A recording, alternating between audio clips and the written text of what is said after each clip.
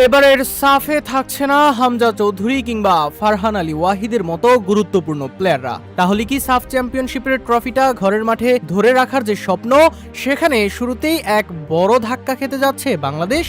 Club ফুটবলের tight schedule আর FIFA উইন্ডোর জটিলতায় হামজা চৌধুরী, ফারহান আলী ওয়াহিদ কিংবা ফাহমিদুল ইসলামের মতো প্রবাসী তারকাদের সাফে পাওয়া নিয়ে তৈরি হয়েছে চরম ধোঁয়াশা। তাহলে হামজা ফারহানদের অনুপস্থিতিতে কে ধরবেন লাল সবুজের হাল, কে দেবে আক্রমণ ভাগ অথবা মাঝ মাঠের নেতৃত্ব? জায়ান হাকিম, অ্যাডাম আব্বাস কিংবা ট্রেভর ইসলাম থাকবেন তো শুরুর একাদশে? আজকের ভিডিওতে আমরা খতিয়ে দেখব বাংলাদেশের সম্ভাব্য সেই রিপ্লেসমেন্টদের। বাংলাদেশ ফুটবল দলের হয়ে নিকটবর্তী সময়ে সাফ চ্যাম্পিয়নশিপ টুর্নামেন্টে হামজা চৌধুরী, ফারহান আলী ওয়াহিদ এবং ফাহমিদুল ইসলামের খেলা নিয়ে তৈরি হওয়া আসল জটিলতা তাদের ক্লাব শিডিউল ও ফিফা উইন্ডোর সময়সীমা।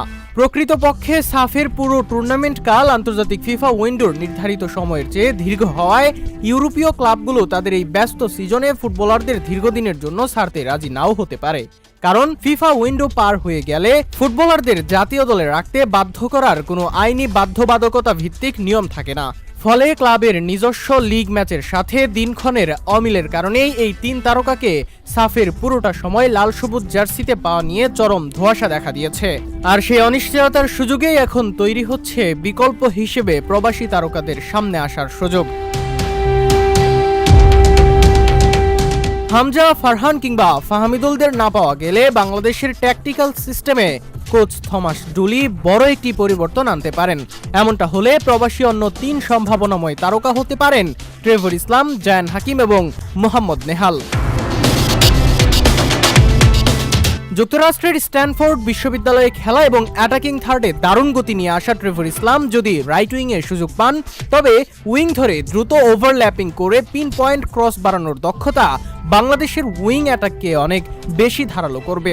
এমনকি সেকেন্ড স্ট্রাইকার হিসেবেও তিনি সঠিক সময়ে প্রতিপক্ষের বক্সে বিচরণ করতে সক্ষম।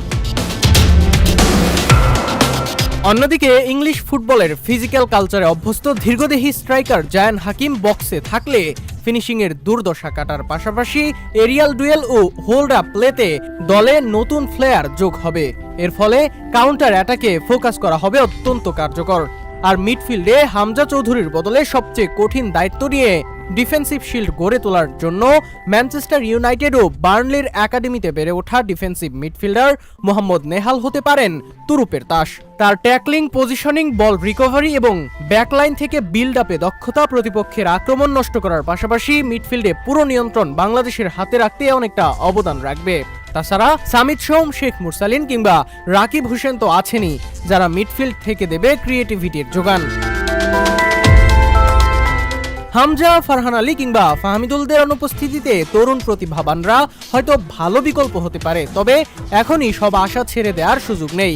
কারণ ফিফা অফিসিয়াল উইন্ডোর নির্ধারিত সময়টিতে ক্লাবগুলো ফুটবলার ছাড়তে বাধ্য না থাকলেও বিশেষ সমঝোতার মাধ্যমে হলেও তাদের লাল সবুজ জার্সিতে দেখার ক্ষীণ একটি সম্ভাবনা কিন্তু থেকেই যায়। যদিও লেস্টার সিটির লিগ ওয়ানের টানা গুরুত্বপূর্ণ ম্যাচ, ফুলহ্যামের প্রিমিয়ার লিগে নিউক্যাসল ইউনাইটেডের বিপক্ষে বিগ ম্যাচ কিংবা ফাহমিদুল ইসলামের ক্লাব উলবিয়া ক্যালসিওর 17 নভেম্বরের ম্যাচ ও ইতালির সিরি ডিবিতে বিরতি না থাকার মতো কঠিন চ্যালেঞ্জ রয়েছে।